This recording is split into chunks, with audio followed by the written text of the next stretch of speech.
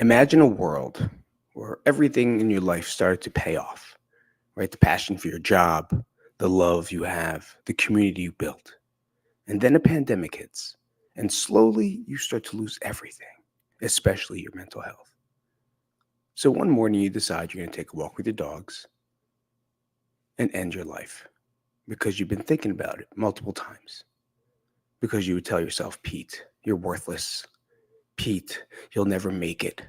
Pete, you're a burden to your family. No one cares about you. And that's what you think. And you live in this darkness in your head. And then as you're walking there, you drop your phone, or I dropped my phone. And I looked at the picture that's on my phone. And it was my family. And it was that moment that it kind of just dropped me down to my knees. And I started to cry. Because at that point, I realized that I needed their help. Because I can't do this by myself. I needed their strength. I needed their love. I needed their them being there. There's a point in your life where everyone tells you to be a man, right? Be strong, don't cry, don't be a pussy.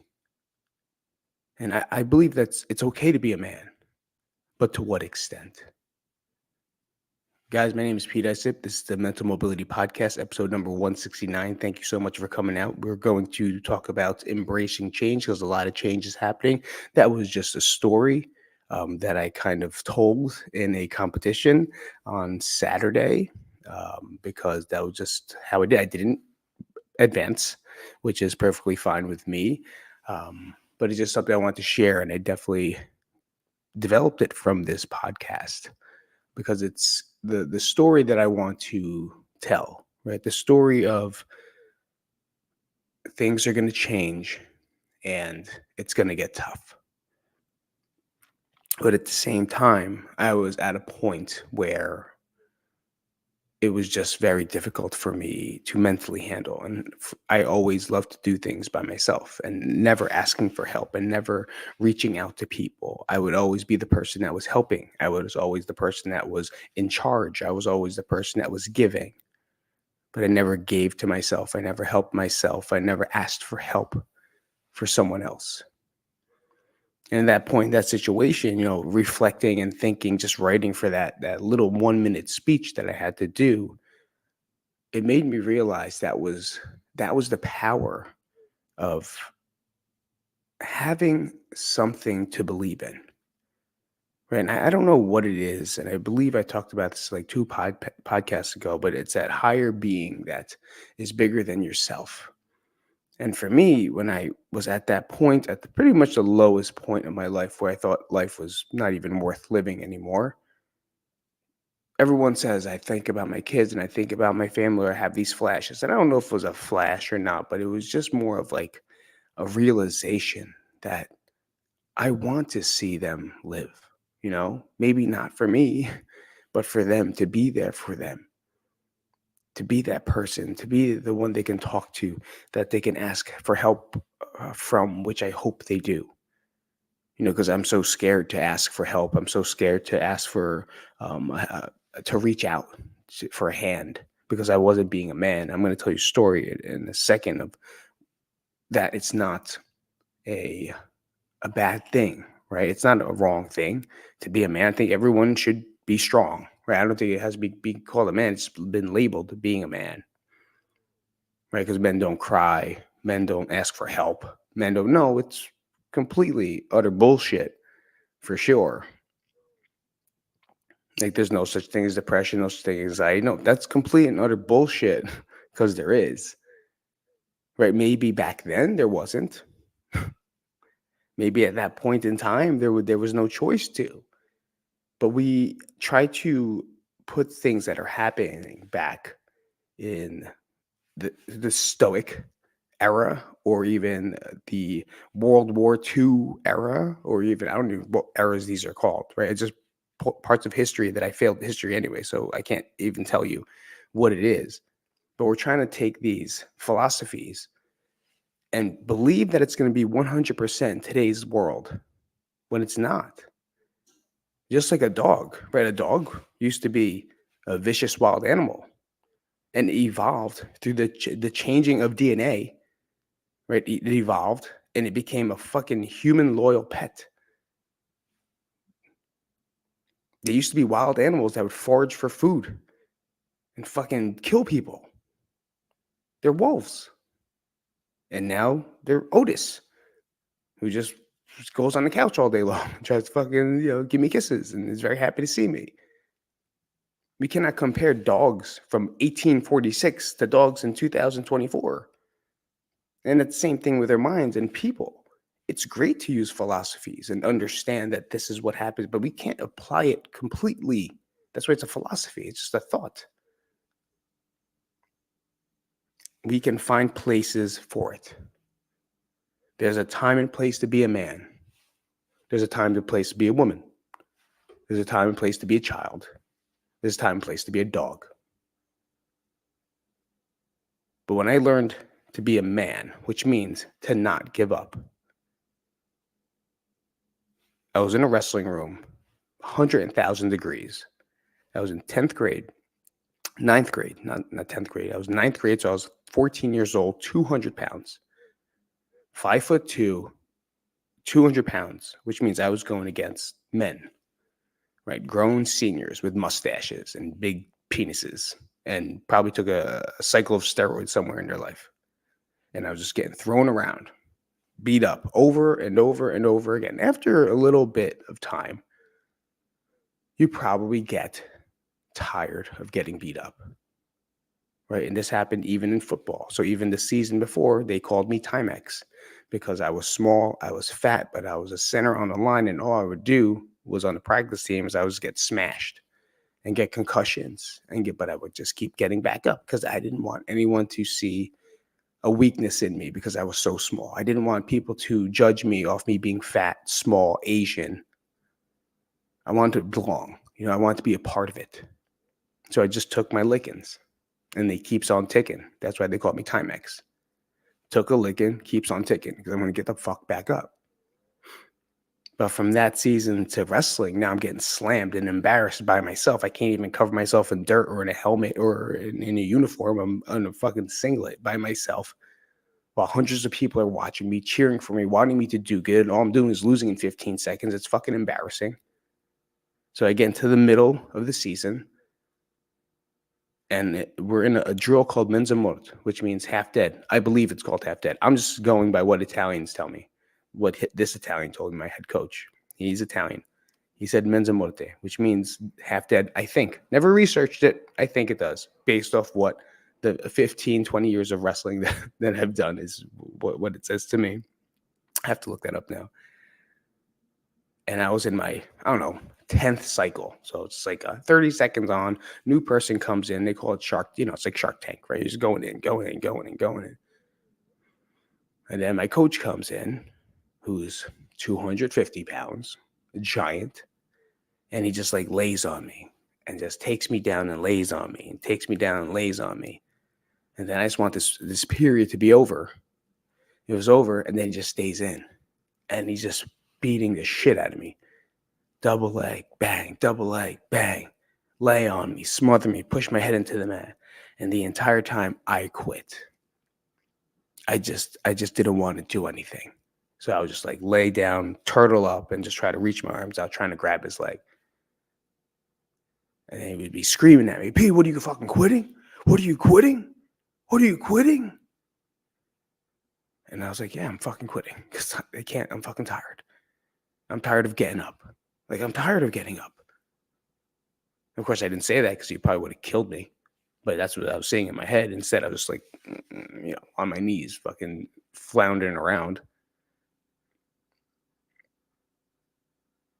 Period ended. He grabbed the garbage can, smashed it over my head, hits me with a garbage can.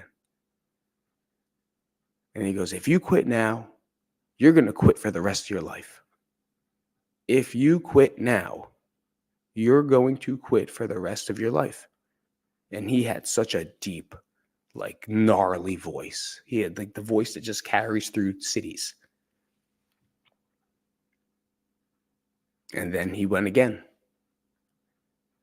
And something clicked in me that day where I just got up and just started going again. And it's amazing that sometimes you have to get to that point, right? That point of complete exhaustion, whether it's emotionally or physically or something. But you do need help. And that day, even though he was beating me up, even though he smashed me with a garbage can, even though he was yelling at me and ridiculing me the entire time I was on the ground dying, he helped me believe in myself again. He helped me believe in something. And that's that little, like in the movie, that little juice you get, or that little juice they get from fucking, I don't know, whatever it is. There's got to be a point where you do not quit. But there's also a point where you make a smart decision to change direction. Right? That's a big difference. Right? There's quitting, which means I'm never going to do it again. Fuck this shit. Never going to do it again. Right? Or changing direction. Modifying. Taking what you learned of the philosophies that you had and applying it to something in a direction that matches the direction I think you're headed. Why am I saying this? Why is this the topic of discussion?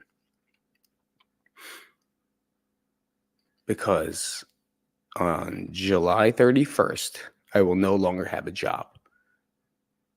I'm getting laid off. The gym is closing. So now we're in panic, frantic, what are you going to do mode? And honestly, I'll tell you right now, my brain is fucking tired. Like, it's so tired of looking at gyms, looking at locations, looking at contracts, talking to gym owners, trying to find out what's best, talking to members about what they're going to do, what you're going to do, what I'm going to do, what's going to happen, where are you going? Are you going to train there? Someone said you're going to train there. All these rumors of, it's just feels like crank all over again. And if you guys have just jumped on the podcast, Crank was my old gym. It's right. It was my old gym in New Jersey, shut down, pandemics, all that other stuff, right? But it was just the unknown. And right now we're in the world of the unknown. Do I go back to bartending? Do I become a bar back? Do I work in a Starbucks? Do I become a substitute teacher? Because I need some scratch, people.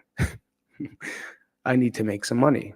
Right? I have to support my family. Even though my wife can do it, I don't think it's fair that it's just one person. We can live, but we're not going to do the things that we want. And for me, my kids' stuff is more important than my ego of not wanting to do what I want. I would rather do something I don't want for a little while so I could send my kids to camp. Because I know it's not long term. I know it's just a change. And that's the difference, right? This is the difference between 2021, where I thought, like the story you talked about in the beginning, that story of me just want to fucking end it all, to today. Because I couldn't see a change there. I couldn't see a light there. I couldn't see a difference there. Because the only thing I knew was the thing I've been doing for the past 20 fucking years was coaching and owning my own business.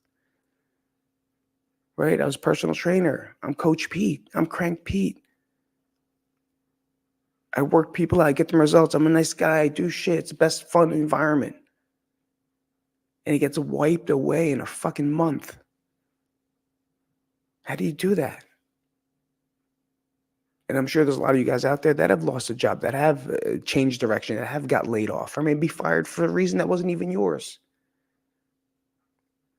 And you're going to fall into depression. You're going to fall into having anxiety. You're going to fall into a dark place. Unless you really hate it there and now you love it. But that's, but there's people that are just like me,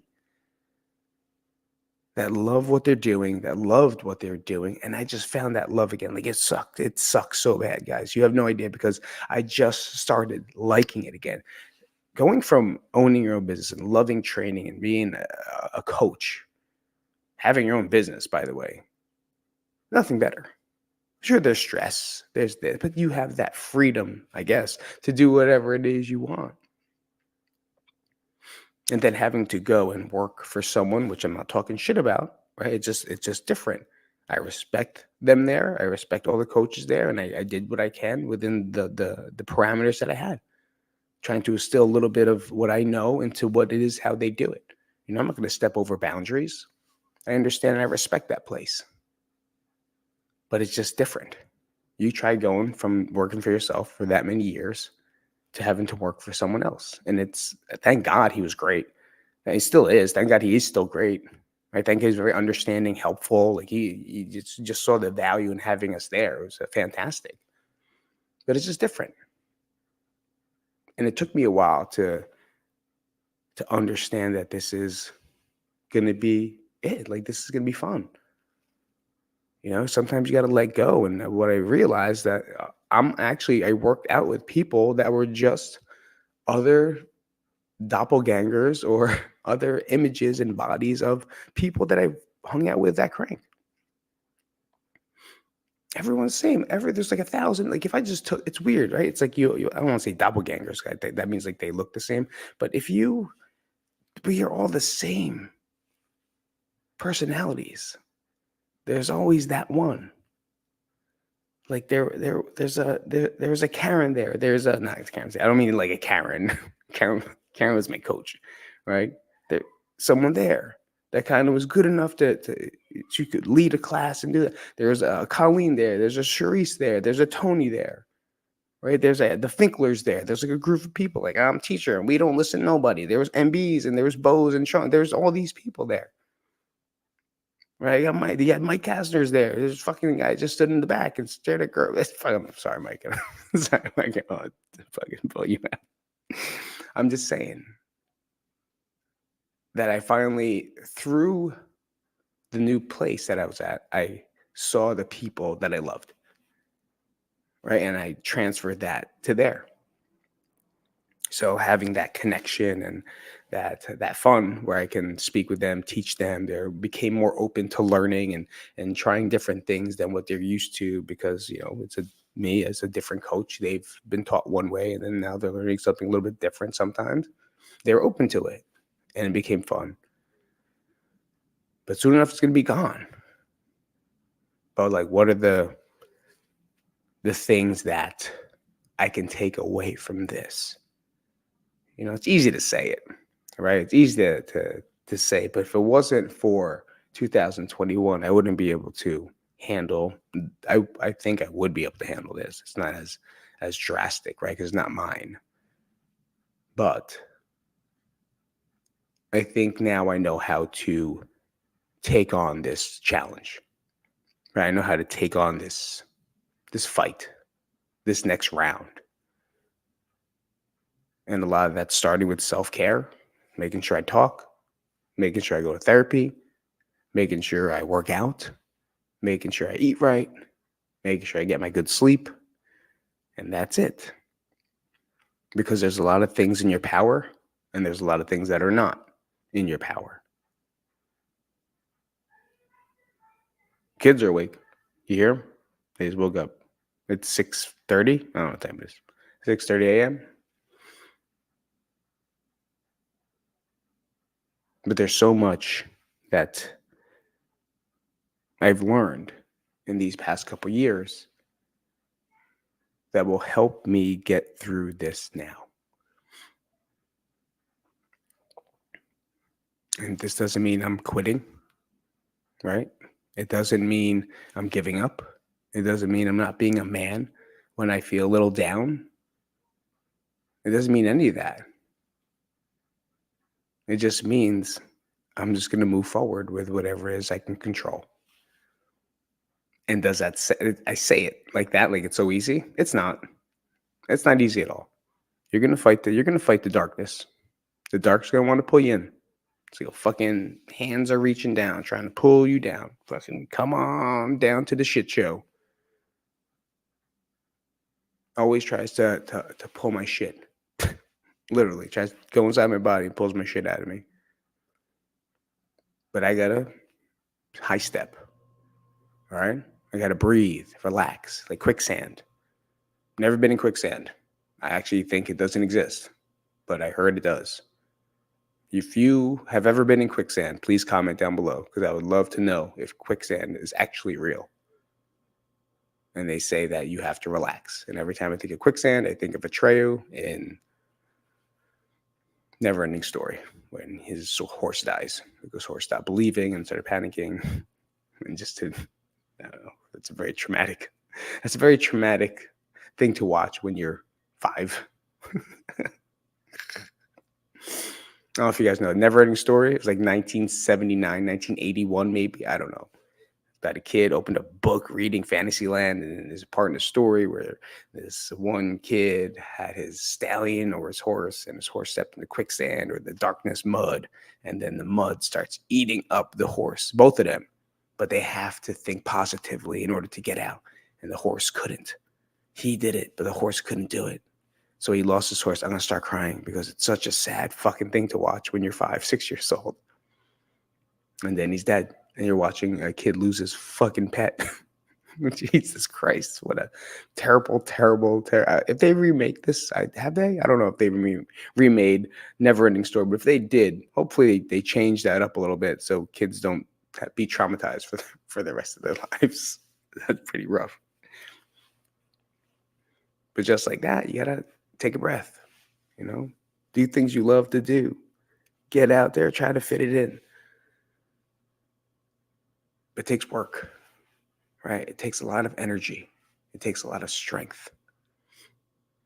And just like in the story from the beginning, the 2 stories, when I was looking at the phone and just kind of thinking of my family, looking at my family, I was asking for their strength. But was I asking for their strength or God's strength? I was asking for someone's strength. Something to help me make a decision if this is the right decision or not. And the signs are there. We just don't like to look at it sometimes. And same things when I was getting destroyed and beat up on the mat and the coach hit me with a garbage can, right? I was done. I was exhausted. I didn't want to get up. But him telling me that quote, if you quit today, you're going to quit the rest of your life. It kind of made sense. And that was a little vocal help I got from a coach. And from that day, that's when I knew I wanted to be a coach. Right? That's when I knew this is my calling in life. This is my shit. I wanted to be a coach from that day. Holy shit. Because the power to be able to do that to a kid who thinks he's nothing, who doesn't believe himself, who's completely exhausted from life, who just wants to fit in, who just wants to be accepted, was quitting. And by the power of a voice, a power of someone telling you that you can't do it, is completely life-changing. And that's when I knew I want to be Coach Pete.